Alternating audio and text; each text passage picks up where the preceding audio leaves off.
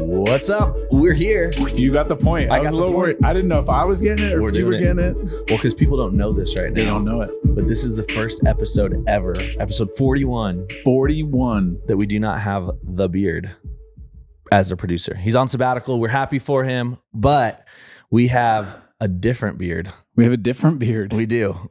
And we have the often confused beard. We do. Yeah, we have the shorter beard. The shorter beard. And they're not talking about the length of the beard, just the shorter person that has the beard. So there it is. That's what we got. So, because David's tall. I mean, come on. So the beard length is the same. Yes. Is what you're saying. The beard length is pretty close. So we got the beard 2.0. We do. Is it an upgrade or is it just...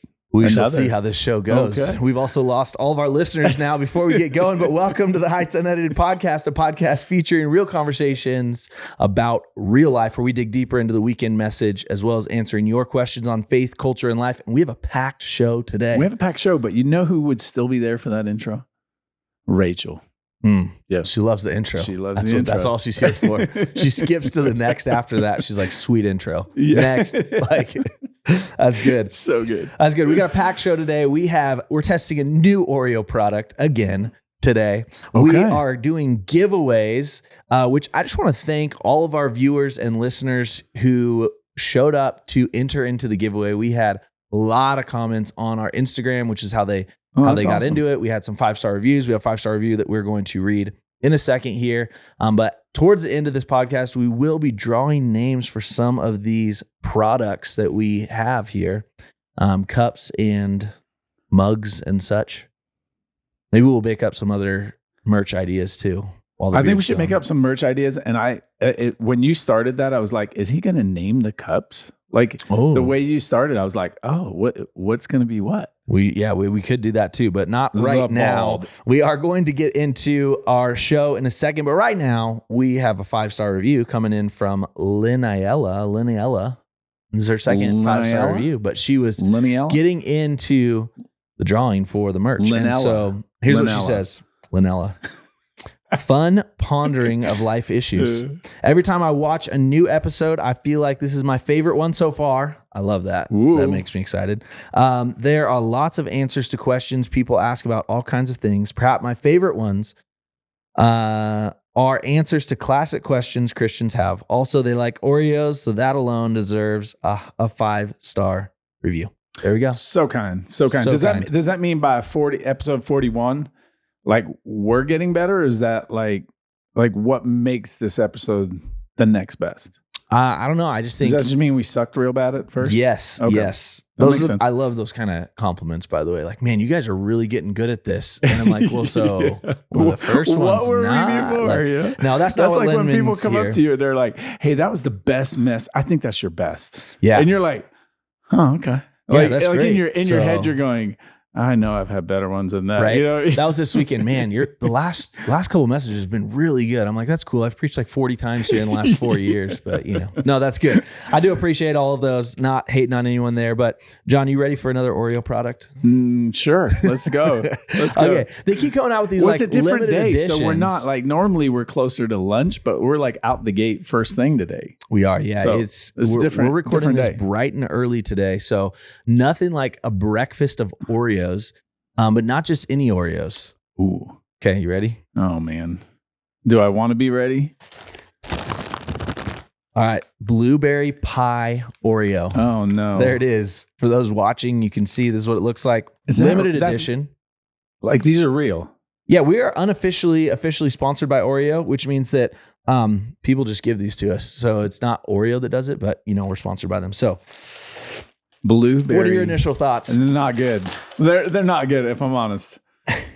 Oh, there's yours. It's blue. It literally has blue. If our teeth turn blue after this and the rest of the show, anyone watching is like, what? We're gonna smile the whole time. Yeah. Smells good. I mean, it smells like who's going for it? I'm gonna go first. It smells like a normal vanilla. Right, here we go. Vanilla Oreo.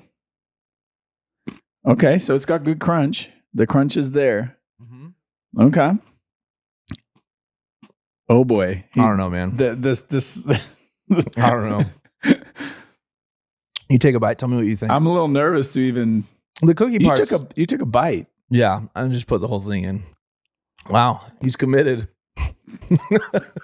I'm waiting for facial expressions to reveal what you're thinking. I don't know here.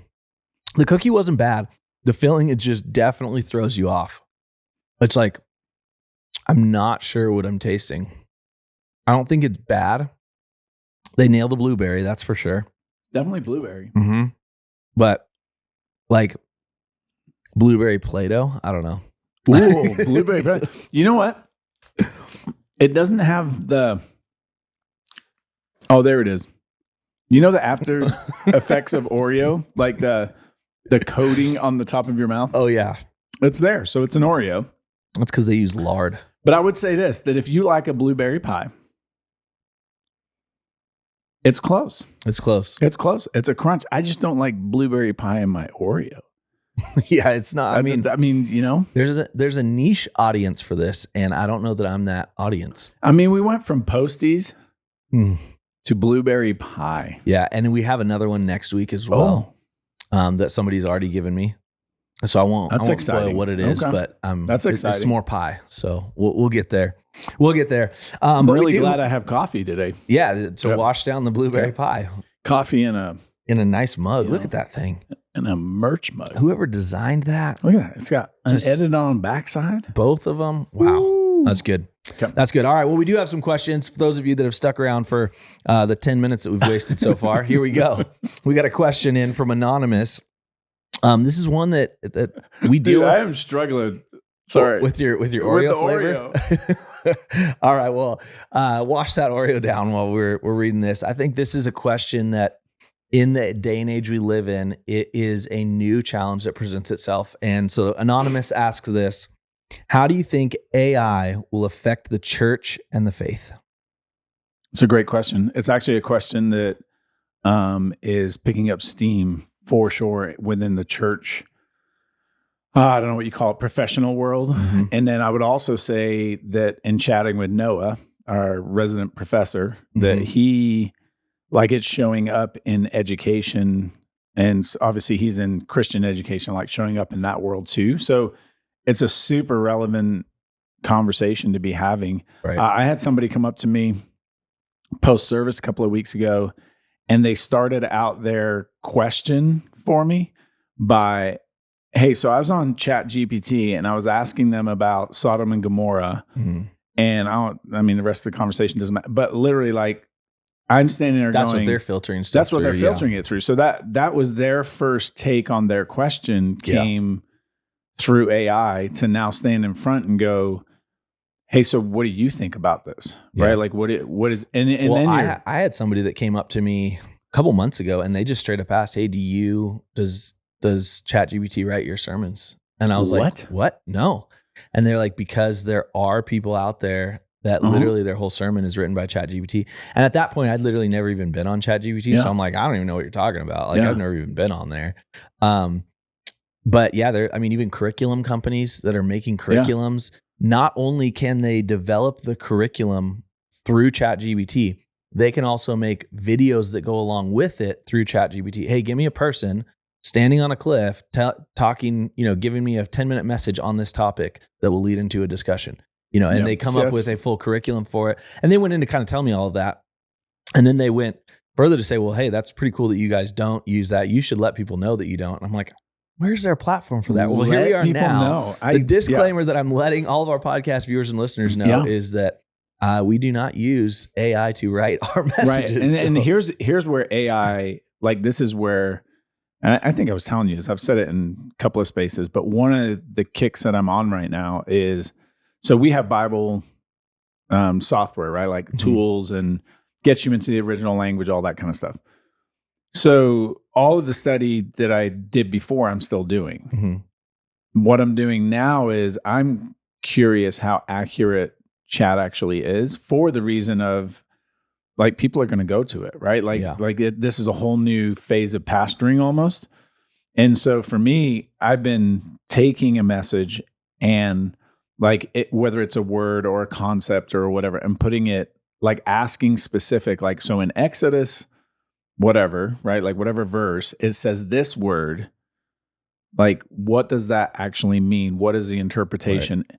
And it's surprisingly accurate. Yeah. Which is terrifying, right? Because all it's doing, AI can't think for itself. So all it's doing is gathering. It's gathering every bit of information. So wherever it's gathering from is the slant you're going to have. So I would say within the church and within the faith, if you are going to use it, you've got to be diligent to go and look at what sources is this coming from, because the source that it pulls from, if it can't find, so for example, if you take one of the questions we have today and you ask a question to it, and some people call it him, that's a little too far. So, but if you ask a specific question and nobody within our evangelical faith has written anything on that, but somebody outside has, it'll just draw from that and act like it's true. Yeah. Like it has no way of discerning truth and not. It just has a way of collecting and synthesizing. Yeah. And so I think that's where it gets dangerous, right? Because, depending on your source could depend on, and it's kind of like any search engine, whatever companies are paying is what you're going to get the information of, right? Yeah, that's a good point. It's not I don't know accurate numbers, but I'm guessing it's billions of dollars have been spent on AI. It's not neutral anymore, right? Like this is something that somebody is leading, they're paying to lead it. And so their voice is going to be a part of it. Yeah. And it's just helpful to know it's not neutral. It's funny. I made a joke in my message this weekend about how we're quick to go ask AI before we ask God, right? Before we go to prayer. And I made it as a joke, but I had somebody come up to me yesterday, the day after my message, and they go, my daughter was rocked by that comment, because she literally was like, oh my gosh, that's so true. Wow. Like God knows more than AI. And she's a high schooler, she's younger, but that's her world where she's like, AI knows everything. Yeah. And she's like, it was a new perspective to go, God knows more than AI. Yeah. Which again just goes into the world that we're living in. But also what you just said. Yes, it collects information. Yes, it's able to process information at an insanely rapid pace. However, it does not know everything. Yeah. It only knows what is available to know. Yeah. And it can't reason, right? Like there's limitations. And I feel like for people, as long as they're aware of, like, this isn't the Bible, right? Like this isn't neutral. It's not. Then I think the conversation becomes, there's a fear side to it too, right? Like, will this take over? I heard of a church in Germany, I want to say it was, and it's got to be a year and a half ago, that there was a full message preached by AI. So it was on screen, AI generated, like everything about it. And as people were leaving, they were interviewing them and going, what do you think about it? Like what's your opinion of what you just experienced? And they said the thing that was lacking was human connection. It wasn't able to discern emotions, wasn't able to read the room. Yeah. Like it was just a static presentation of information. Yeah. And I think that's the other piece to it is it's just a tool.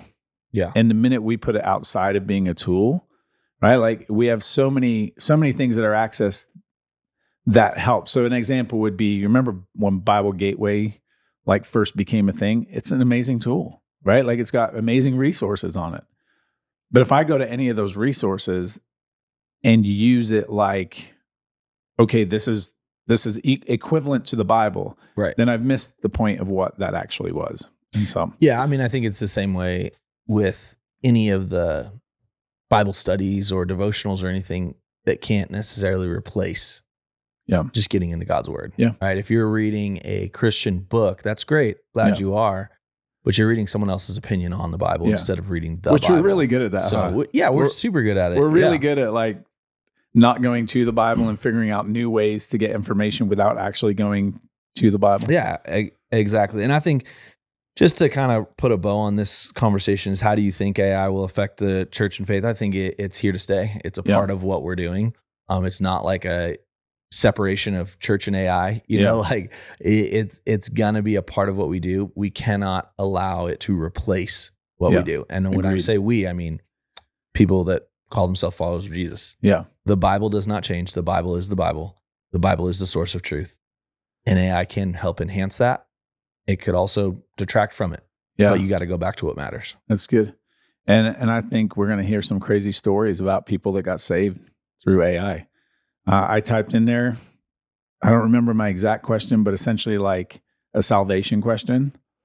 And it took me straight to Jesus and my need for Jesus and the separation and the, and you just go, man, somebody who is genuinely searching, it could be a way that it leads them to, but again, it's not a substitute for, right? Like, well, and I did see I thought this was kind of cool it is what it is for what it is.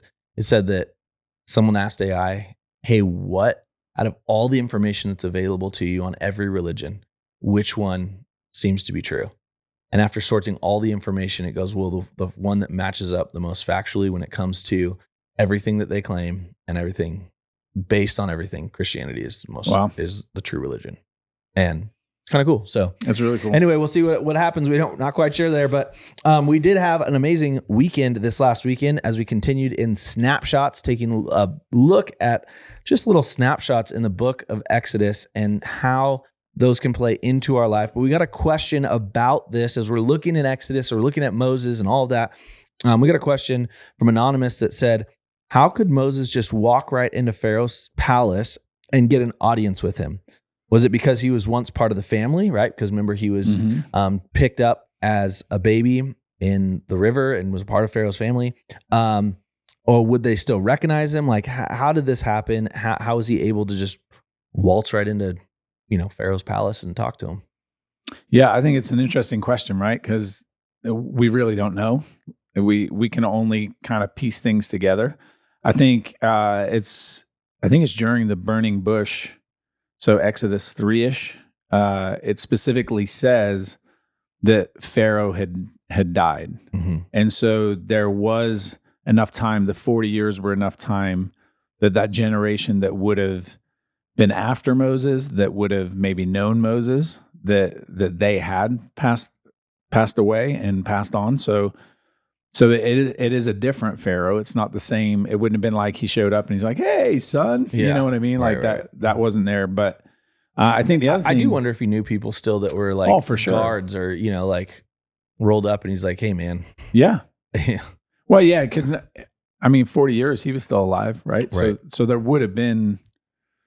It's interesting, like who the guards were and how he knew them. I wondered if the daughter that raised him, where she was, right? Yeah. Like is because they would have had a connection that was unique from raising him. But the other thing is, if I'm remembering right, he goes back to the leaders of Israel, right? Like he gathers the elders and tells them what God's told him. And then he goes to Pharaoh. So I wonder if he showed up as a spokesperson for the Israelites to Pharaoh. Like they given their blessing to like, yeah, go tell him. And then it went really which all makes probably the most sense, to be honest, because if you have millions of people that are enslaved and they send a representative, it's a full nother nation. It was never, the Egyptians never claimed that the Israelites were a part of them. It was the Israelites were different. Even the plagues did not hit the Israelites, right? Yeah. They were different. And so for him to come as a spokesperson for an entire nation that was in their captivity makes a lot more sense. Of course, you'd get an audience. Yeah, for sure. So yeah, I think it's a fun one to kind of like, well, how did that work? How did he get into what was the empire of the day, into the inner court, so to speak? And I think it's a fun one to wrestle with. So this weekend we got into the plagues a little bit. We got into the plagues that hit, and Pharaoh tried everything, couldn't do anything to get rid of. The specific plague was the frogs that we talked about. And so then he turns to prayer and says, Moses, would you pray to your God? And I think it's so fascinating that he got to a place where he turned to prayer when a lot of times in our life, we don't get to the same place, right? We're Christians, we follow Jesus, but we still neglect prayer. Why is it that you think we neglect prayer so much in our lives? That's a good question. First of all, I think like it's just worth saying, you did a great job this weekend. I think the way you walk through the setup of the frogs, like there's stuff in there that I didn't know. I'm glad AI helped you out. But no, seriously, I thought it was super good to set the tone with, like, this is culturally what was there, right? Mm-hmm. And then to get to the point of, with prayer, I even told you on the weekend, like, I just felt like there was such a passion there for what you were talking about that it's just special. So anyways, I think it's just, I think it's part of the fall. Yeah. I really do. I think it's different too, in that, like, part of the fall is obviously we default to ourselves. And part of defaulting to ourselves is we're problem solvers, right? Mm-hmm. Like we naturally go through our day trying to figure and control everything. Yep.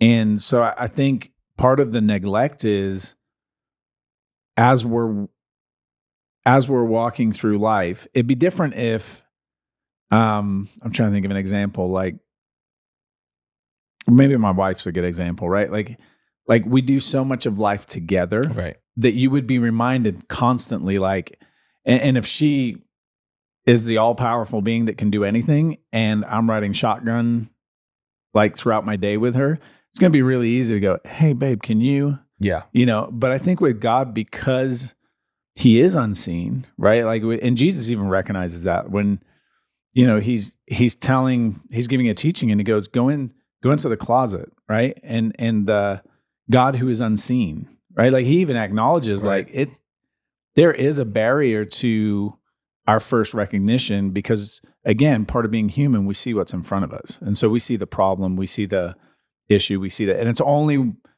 a lot of times when that issue gets to a point where it's too big that we actually go, okay, there's nobody around that can help me with this. Okay, God?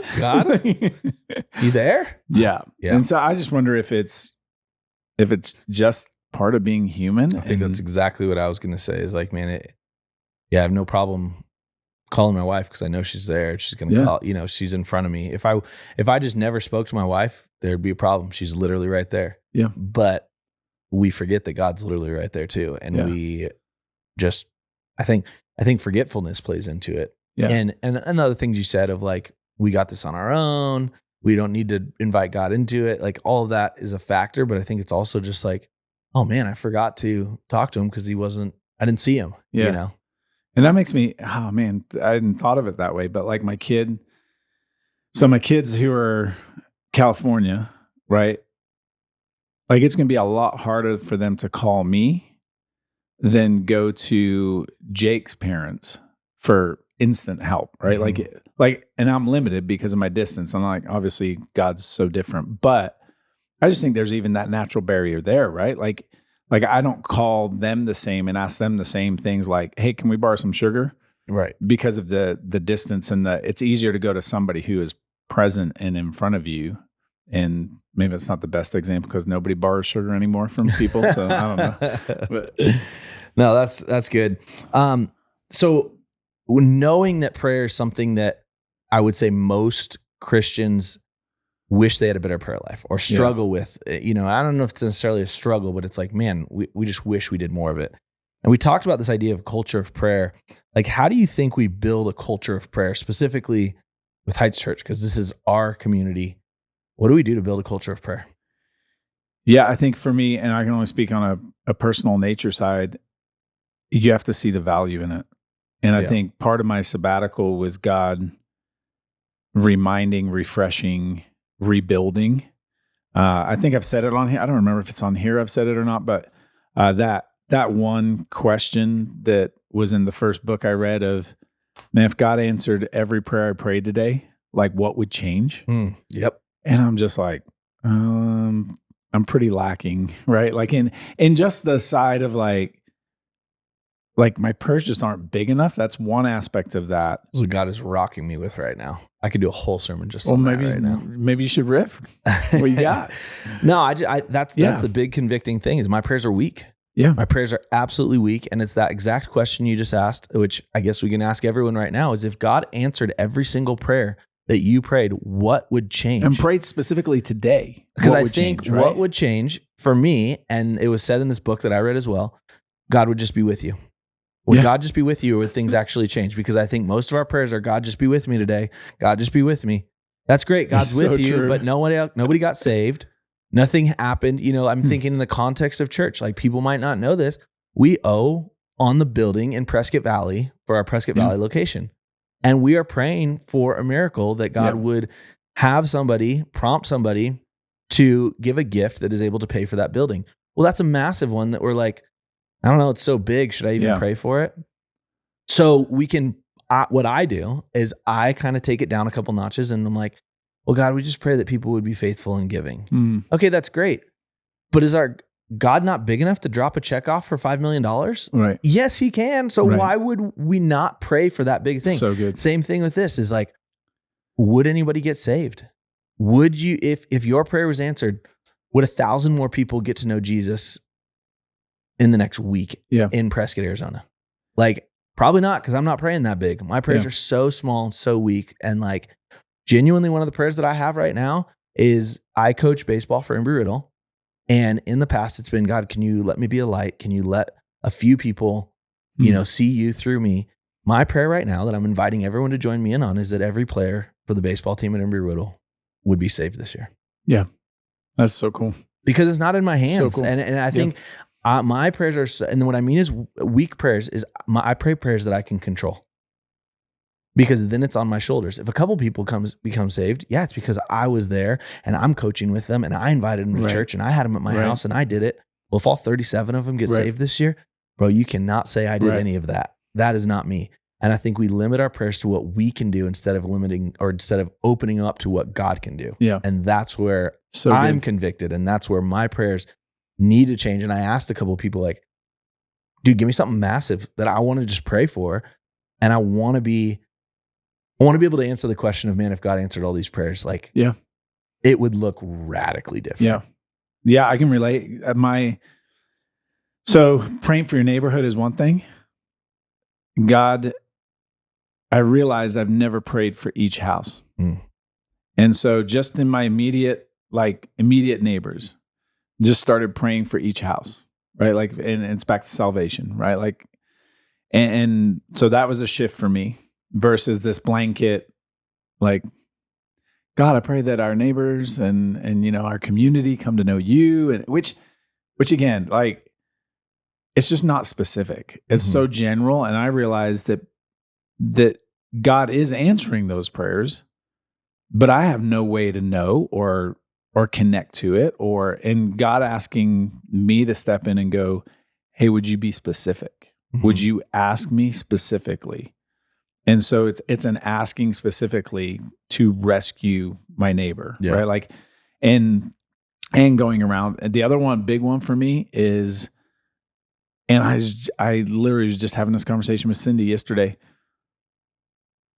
Because of that question and because of asking, I've always put parameters on God, like always made excuses for him. Yeah. Right. Like, okay, well, if it's not your will and it's not this, and if you want to use that and I'm just like, I just feel like God went, would you just ask me? Yeah. And so since being back from sabbatical, I haven't shied away from anyone who has asked for or has come up with any form of ailment, right? Like God, I'm just going to ask you for healing. Yeah.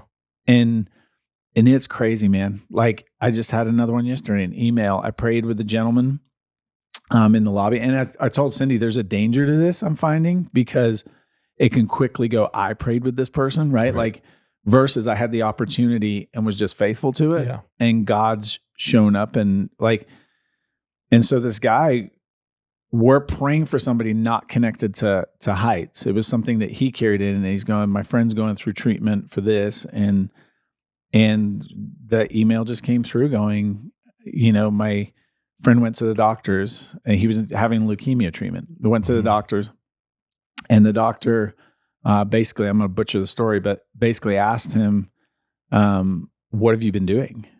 And he's like, what do you mean? I've just been doing what you told me to.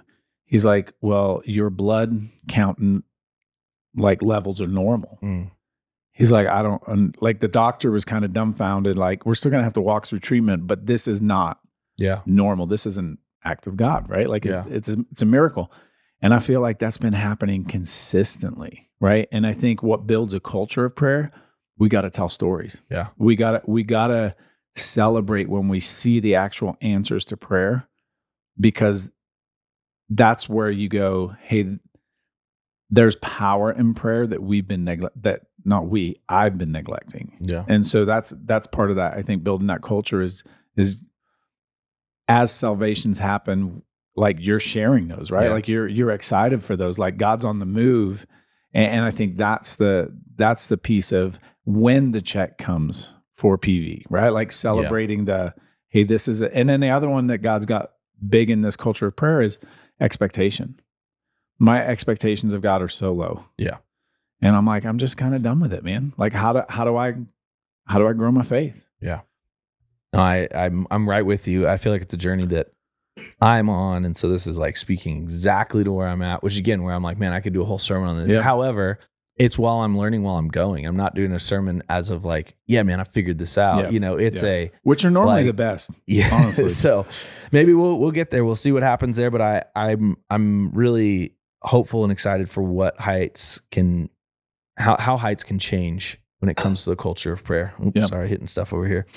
Getting fired up. We're getting fired up, man. One more question on the weekend. One of the things we talked about is if we're going to submit to God's authority in our life, not just acknowledge his power, but submit to his authority, it means dealing with the footholds or strongholds in our life that in the form of sin, dealing with undealt with sin.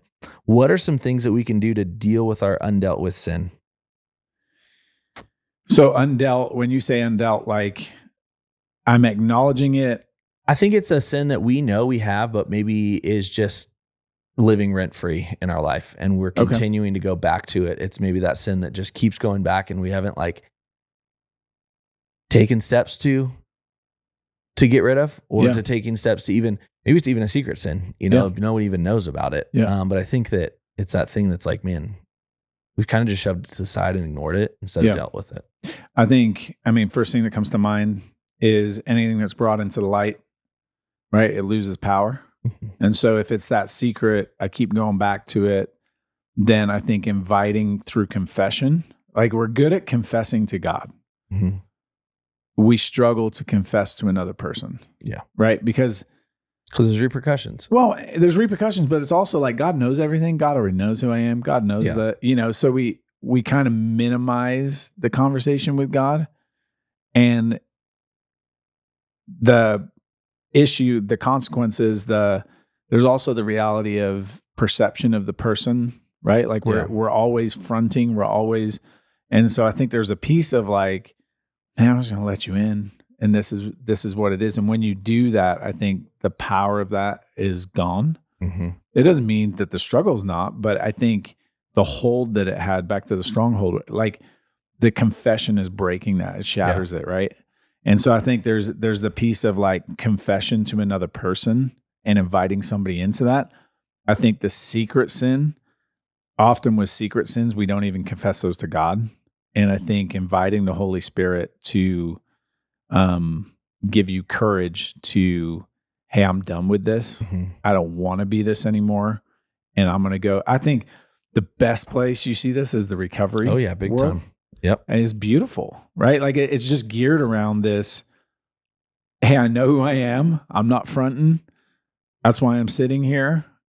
And on top of that, I need you guys. Yeah. Right. And then hopefully that community pushes you towards God. And that's where the power through the Holy Spirit comes from. I mean, Galatians, right? Galatians tells us pretty clearly, if we walk by the Spirit, we won't fulfill. Mm-hmm. Right. We can't. Those two can't exist together. Yeah. So. Yeah. No, it's, I think it's a real thing. I think it's one that we need to think through, because I think we all have those sins that are, it's just human nature. That's where we're at. So, excited to continue to go through snapshots and see. My wife asked me, she's like, I wish you would have brought more into it. I said, those are the 3 verses I had. It's a snapshot. That's the point of this, of the collection that we're in right now. So, one more question, and then it's giveaway time. I know some people are only here for that. So, one more question we have in from Lynn. Lynn asked this: My brother recently started reading the Bible, and I find myself struggling to answer his questions about all of the slaughtering and ghastly happenings in the Old Testament. For example, Joshua wiping out a whole town, Aaron's sons killed by God, Elisha killing the boys who made fun of him. The only answer I give him is that Jesus brought a much better value system. What else could I say to help him with reading these difficult things in the Old Testament? I'm noticing a trend here. Lynella. It might be the same person. Could be. 5-star rating and a question. 5-star rating and a question. Woo. There we go. All right. Definitely. The bar's been raised on everybody else. Into the podcast club member. Oh, absolutely. And probably in the draw would be my guess. I would guess. Actually, 5-star rating. 5-star. That's how she got in there. We'll see Well if done. We'll see if we pull her name in a second. Well played. Okay, so back to the question. Okay, so what's interesting to me is, and I don't know if this is true of Lynn, I might be projecting, the desire to defend. Mm-hmm. Right? Like we got to all of a sudden become God's HR company. Mm-hmm. Right? Like, and we got to. Bob Goff always says that. He says, you want to be God's lawyer, but you stink at it. That's what he says. You don't need to be God's lawyer. First of all, he doesn't need one. Good. Second of all, you stink at it. It's so good. Which is true. Right? Like, and so I think that's one thing I would say is it's okay to go, I don't know. Yeah. It's okay to go, hey, I'm still fighting to reconcile. Dude, and if I'm honest, that's me. I struggle with the Old Testament with the standard of morality that I project on God, which again, that's the problem. There's the key issue there. I'm telling God what he can and cannot do. But I look at that and the standard of morality, specifically sexual morality when it comes to the Old Testament, but even this kind of stuff, the violence and all that, you go, wait a second. Yeah. Why would God, who's all loving and all that, because I've also stripped him of being all powerful when but anyway. Yeah. No. And I think it's super valid, right? Like I don't even know that I would look at this and go, hey, I have thoughts, but I don't know that I have an answer that is going to suffice your brother. Mm-hmm. Because the goal of my theology is not to suffice someone else. The goal of my theology is to walk with God and understand him better and understand his character and nature. And I think I've told you before, but like for me, when I look at what happened, right? Like where God sends his people in, specifically Joshua, and they wipe out an entire, they're going to move into that land and the presence of God is going to move there, mm-hmm. right? Like, and the presence of God at that point is so different and different in the sense of like, today we have the Holy Spirit, we are the temple, right? Like there was a physical temple and there was layers upon layers upon layers of separation that were protecting the holiness of God and who he was and making it very clear who we were, right? And you look at him cleaning out the land, he's removing things that aren't of him, right? So this sounds harsh to say, but it's unclean, right? Like it goes against the holiness piece. And I think like one of the things I've been processing, and again, I don't have an answer on this. It's just something that's processing in my heart is, do I lack an understanding of God's holiness? Yeah. So much that this is how serious he is about his holiness and about him being able to be present. Yeah. That it required this. Well, yeah. I mean, just even to realize if you looked upon God, you'd die. Right. Dead. But right. Your humanity cannot handle the glory that is God. Right. And again, I can't comprehend that, right? Like I can't, like I'm learning the older I get, the more I walk with God, the more I catch the beauty of that versus in my 20s, the holiness of God. I did not have much of an accurate perspective on the holiness of God, right? Like versus now there's God's growing this awe and respect for it because it's who he is. And it's so opposite of who I am, mm-hmm. right? And so I just think there's a piece of it where in helping that bottom part where it's like helping him read these difficult passages. Yeah. I think it's got to come back to, okay, we know the character of God doesn't change. Yeah. So how do I see the character of God played out in these stories? What's the bigger, maybe get a 30,000 foot view? What's the bigger picture of what God's doing with this people, with this land, and specifically with him being able to be among them? Yeah. I mean, that's such a big deal. Yeah. No, I would agree. And this is not the answer that somebody wants that maybe is skeptical when it comes to the Bible, because they want to point out, they want a justified reason why God would do what God does. Right. My answer is, you're not God. Yeah. And I'm not God. Yeah. So I can't say why God does what he does. And I don't have the right to question God because he's God and I'm not. Yeah. Which I know is a non-answer answer. Yeah. But it's really what I have to get to and land on to be able to go, yeah, I'm not God. Yeah. And I'm okay with that. And what you just said is so important. Like put it in a different context. Somebody loses a loved one, right? We instantly feel like we've got to explain the why God would do this. It's okay to go, I don't know. Yeah. I don't know, but I'm here. I don't understand it, but I'm present. I don't know about that story with Joshua, but I love this Jesus. Yeah. And he's changed my life, right? Like, and that's the stuff where trying to get somebody at the early stages of their kind of walk with God to be able to grasp the entire story and own every piece of it and have it's not going to happen. I mean, we've been at it how long and how many books and how much, and we don't have it. Right.